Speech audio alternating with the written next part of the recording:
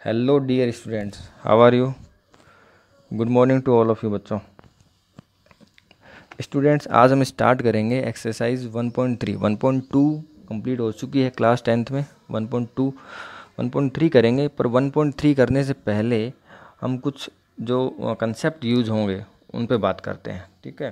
तो आपको पता ही है 1.3 में रैशनल नंबर प्रूव करना है कि रैशनल इरेशनल की √3 है, √2 है या √5 है, वो इरेशनल नंबर है, प्रूव करना है उनको। तो उस वाले क्वेश्चन में सारे क्वेश्चन ऐसे ही है इरेशनल प्रूव करने वाले। तो उन क्वेश्चंस के लिए हमें कुछ कंसेप्ट की ज़रूरत पड़ेगी। वेरी इंपॉर्टेंट कंसेप्ट है और वैसे भी आपको आने चाहिए, क्योंकि ये अदर क्वेश्चन में भी, अलग क्वेश्चंस मैथ के कहीं भी किसी भी चैप्टर में किसी भी क्वेश्चन में अप्लाई हो सकते हैं। तो ये कंसेप्ट सारों के लिए इम्पोर्टेंट है, ठीक है। जो 8th में है, जो 9th में है, उनके लिए भी इक्वल इम्पोर्टेंट है। तो ये लेक्चर जो मैं बना रहा हूँ ये 8th 9th और 10th तीनों क्लासेज के लिए है। 10th के लिए तो खासकर इम्पोर्टेंट है ही, क्योंकि हमें आगे फर्दर 1.3 करनी है जिसमें इसका यूज़ आने ही वाला है। ओके स्टूडेंट्स, तो स्टार्ट करते हैं। को प्राइम नंबर क्या होते हैं, वे व्हाट आर को प्राइम नंबर। को प्राइम नंबर से पहले मैं आपको दो इंपॉर्टेंट चीज़ें बताना चाहूँगा, prime number and composite number. Prime number बच्चों मैंने बता रखा था आपको, जैसे प्राइम नंबर 2 है, 3 है, 5 है, 7 है। 9 प्राइम नंबर है क्या? 9 प्राइम नहीं है। 9 ऑड नंबर है बट प्राइम नहीं है, क्योंकि इसमें 3 का डिवाइड जा रहा है। जैसे 11 है, 11 में किसी का नहीं जा रहा, ओनली 11 का जा रहा है। जैसे 19 है, ठीक है। अब 27 आपको लग रहा होगा, लेकिन 27 नहीं है, क्योंकि इसमें 3 का डिवाइड जा रहा है। तो डिवाइड जा रहा है सिर्फ 1 का डिवाइड जाना चाहिए। और 1 के अलावा अदर देन 1 अगर कोई नंबर डिवाइड कर पा रहा है उस नंबर को, तो वो डिविजिबल या वो प्राइम नहीं होगा। तो 27 is not a prime number, ठीक है ना। ये सिर्फ ऑड नंबर है, ठीक है। तो प्राइम नंबर आपको पता है कंसेप्ट। और कंपोजिट नंबर जो कि जैसे 27 है, तो 27 कंपोजिट नंबर है, क्योंकि 27 के अंदर क्या है, 3 इंटू 3 इंटू 3, तो कंपोजिट नंबर हो गया ना। कंपोजिट नंबर मतलब कि डिवाइड जाता हो, ठीक है ना, डिवाइड जाता हो अदर देन 1। 1 का तो देखो सब में जाएगा, अदर देन 1 जाता है ना डिवाइड, इसमें 3 का जाता है, इसलिए ये कंपोजिट नंबर हो गया। जैसे आपको दे दिया 36 दे दिया, तो 36 कंपोजिट नंबर है, क्योंकि इसमें देखो 2 का भी जाता है और 3 का भी जाता है, ठीक है। जैसे 2 का कैसे जाएगा, इसको करें तो देखो 2 फिर 18 आ गया, फिर 3 2 कर लो, फिर 3 और ये फिर 3। इसके जो प्राइम फैक्टर होंगे वो क्या होंगे, 2 इंटू 2 इंटू 3 इंटू 3। 2 2 जा 4, 4 3 जा 12 और 3 जा 36। तो ये इसके क्या होंगे, प्राइम फैक्टर्स होंगे। तो इसके अंदर 2 का भी जा रहा है, 3 का भी जा रहा है, तो 36 क्या हो गया, कंपोजिट नंबर हो गया। 36 एक कंपोजिट नंबर है। हाँ, 37 जरूर क्या होगा, एक प्राइम नंबर होगा। तो प्राइम नंबर और कंपोजिट नंबर मुझे ज़्यादा बताने की ज़रूरत नहीं है, जिसके अंदर ऐसे नंबर जिनमें किसी अदर नंबर का डिवाइड जा रहा है वो क्या होंगे, कंपोजिट होंगे। और जिनके अंदर किसी अदर डिजिट का हम डिवाइड नहीं दे सकते हैं, वो खुद से ही डिविजिबल हैं, या ओनली 1 से तो सारे होते हैं और खुद से डिविजिबल है। इसके अलावा किसी नंबर से डिविजिबल नहीं होते हैं, वो नंबर क्या होंगे, प्राइम नंबर होंगे।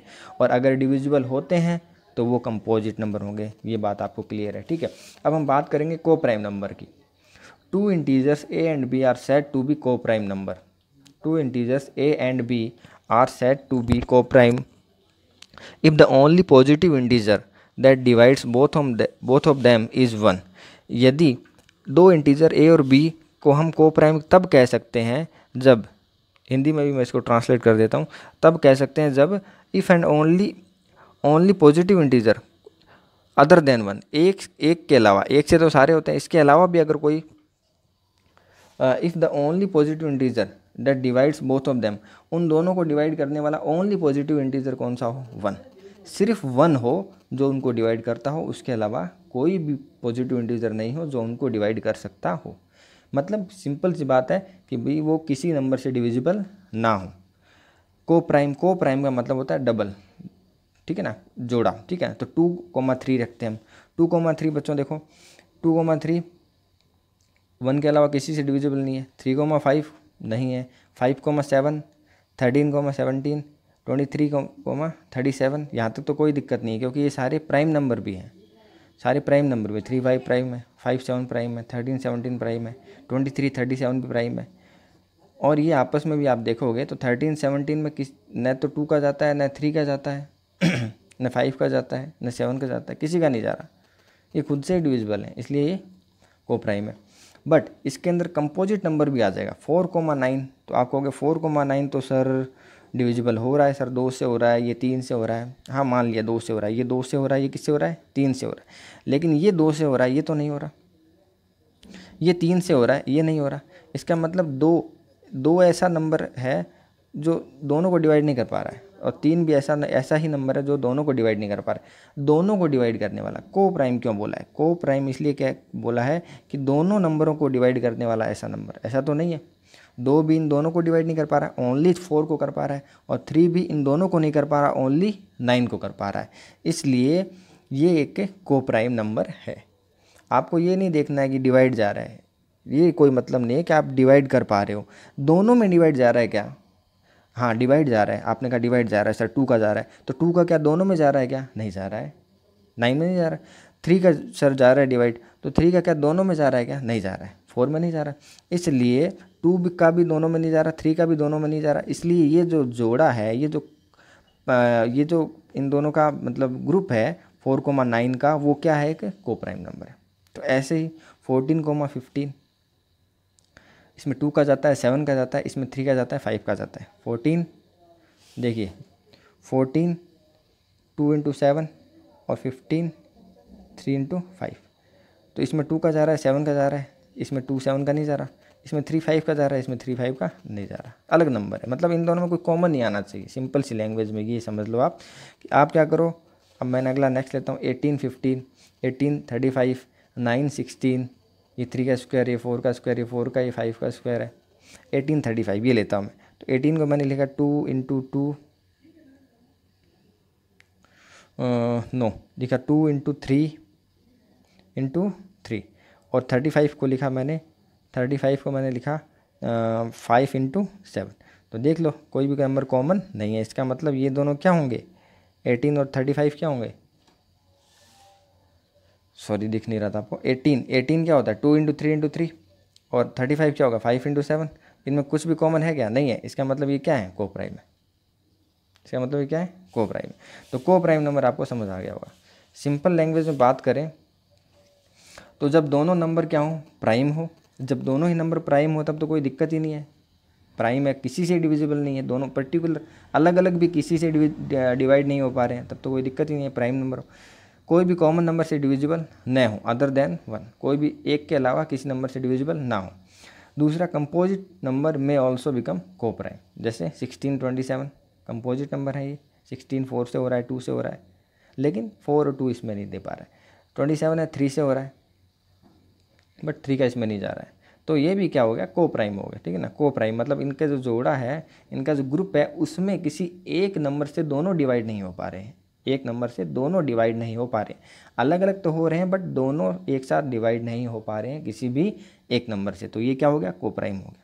ऐसे ही आप इसको चेक कर लेना, 64 49 को करके आप देख लेना इनके प्राइम फैक्टर। आप देख लेना इन दोनों प्राइम फैक्टर में कुछ भी कॉमन नहीं आएगा। 81 110 इसमें भी कॉमन नहीं आएगा। तो ये हमारा को प्राइम फंडा हो गया।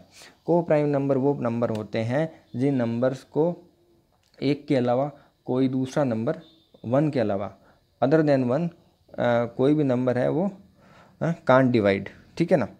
अब बात करते हैं रैशनल नंबर और इरेशनल नंबर की। रैशनल नंबर वो होते हैं जिनको पी अपॉन क्यू की फॉर्म में हम लिख सकते हैं। ठीक है ना? पी अपॉन क्यू की फॉर्म में विच जिनको हम लिख सकते हैं can be written in the form of P upon Q. ठीक है? तो पी अपॉन क्यू मतलब जैसे अब दो चीज़ बताता हूँ रैशनल नंबर में। देखो, एक बच्चों होती है टर्मिनेटिंग डिजिट और एक होती है नॉन टर्मिनेटिंग। टर्मिनेटिंग तो फिनिश हो गया, टर्मिनेट ख़त्म हो गया। 2.49676 ख़त्म हो गया है। 5 7 9 ये इतना बड़ा है, लेकिन ये आगे फिनिश हो गया। तो इसको मैं पी अपॉन क्यू की फॉर्म में लिख सकता हूँ। पॉइंट हटाया, 1 2 3 4 5 6 7 8, तो मैंने ये लगा दिया। ठीक है? तो ये मैंने लिख दिया पी अपॉन क्यू की फॉर्म में। तो जो टर्मिनेटिंग होगा वो ऑब्वियसली है कि क्या होगा? रैशनल नंबर होगा, इसमें तो कोई डाउट ही नहीं है, टर्मिनेटिंग।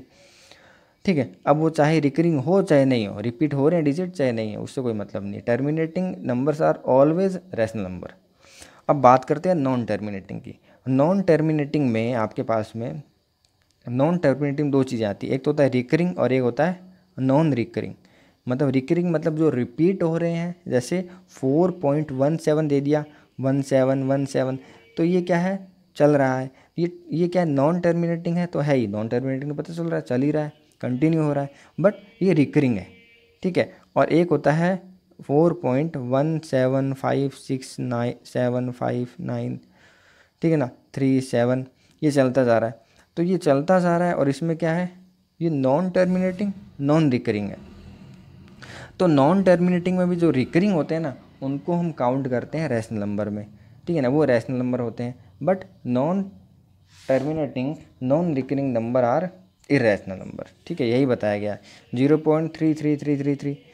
तो यहाँ ये क्या है, नॉन टर्मिनेटिंग बट रिकरिंग है, तो इसको हम क्या लिख सकते हैं, इन the form of P upon Q हम लिख सकते हैं इसको। ठीक है, ऐसे ही आगे चला यहाँ पे 1.24639, तो ये क्या है, ये भी तो रिकरिंग है। देखो यहाँ से लेके यहाँ तक वापस रिपीट हो रहा है, ये पूरा नंबर वापस रिपीट हो गया, पूरा वापस रिपीट हो जाएगा, तो ये भी क्या है, रिकरिंग है।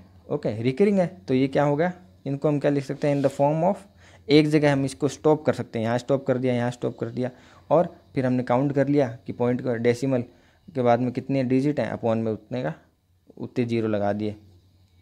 10 है, मान लो पॉइंट के बाद में 3 डिजिट है तो हमने 1000 लगा दिया, ऐसे करके। ठीक है, तो अगर रिकरिंग है तब आपको ध्यान रखना है बच्चों, रैशनल नंबर में आता है। जैसे और टर्मिनेटिंग मैंने बता ही दिया, जैसे ये दिया हुआ है 9.357695, तो ये क्या है, इन सभी को P अपॉन Q की फॉर्म में लिखा जा सकता है। अब all example can be written in the form of P upon Q, that's why they are rational number. Okay, अब बात करते हैं इरेशनल नंबर की। Those number which can't be written in the form of P upon Q। Rational number क्या थे, जिनको हम P upon Q की फॉर्म में लिख सकते थे। तो इरेशनल नंबर क्या होंगे, जिनको हम can't be written in the form of P upon Q। और एक बात याद रखना, P अपॉन Q में जो नीचे वाला है Q है, वो कैन नेवर बी जीरो के इक्वल नहीं हो सकता। इरेशनल नंबर में एक ही चीज़ आपको ध्यान रखनी है, नॉन टर्मिनेटिंग तो हो गई, नॉन टर्मिनेटिंग, साथ में नॉन रिकरिंग नंबर हो, क्या हो, नॉन रिकरिंग, रिपीट नहीं हो रहा हो। जैसे पाई की वैल्यू होती है 3 पाई, आपको पता है बच्चों, पाई को हम इरेशनल में काउंट करते हैं, क्योंकि 3.141592653 ये कंटिन्यू चल रहा है, तो ये क्या है, ये एक इरेशनल नंबर है। ठीक है, ऐसे √2 1.4142135623 तो ये कंटिन्यू चले जा रहा है और इसमें कोई रिपीटेशन भी लग नहीं रहा है मुझे, तो ये क्या है, ये भी एक इरेशनल नंबर है। ऐसे ही √3 होता है, ऐसे ही √5 होता है। They all are √3 √2 √3 √5, they all are irrational number, क्योंकि ये क्या है, non terminating non recurring. Okay बच्चों, तो रैशनल नंबर क्या होते हैं, रैशनल नंबर वो नंबर होते हैं जो या तो टर्मिनेट हो जाएं, तो हमें पता लग जाएगा कि पॉइंट के बाद में, डेसिमल के बाद में कितने डिजिट हैं, तो उसके अकॉर्डिंग हम अपॉन में 0 लगा देंगे। ठीक है, तो मतलब terminating digit are rational number. Non terminating जो होती हैं उसमें रिकरिंग और नॉन रिकरिंग दो चीज़ें होती है।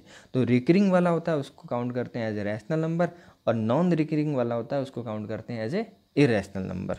ठीक है, तो हम एक तरह से कह सकते हैं कि इरेशनल नंबर वही होते हैं जो नॉन टर्मिनेटिंग और नॉन रिकरिंग हो, non terminating and non recurring हो, क्योंकि उनको हम कहीं स्टॉप नहीं कर पाते और वो रिपीट नहीं होते, तो हम उनको कहीं स्टॉप नहीं कर पाते। और जब हम कोई नंबर को स्टॉप नहीं कर पाएंगे तो हम डिसाइड नहीं कर पाएंगे कि अपॉन में हमें क्या नंबर लाना है। जैसे कंटिन्यू चलते जा रहा है तो हम इस नंबर को काउंट नहीं कर पाएंगे, और काउंट नहीं कर पाएंगे तो अपॉन में कितने 0 लगाने हैं वो हम काउंट नहीं कर पाएंगे। इसका मतलब हम P अपॉन Q की फॉर्म में इसको नहीं लिख पा रहे हैं, तो ये रैशनल नंबर हो गया। ओके बच्चों, थैंक यू सो मच।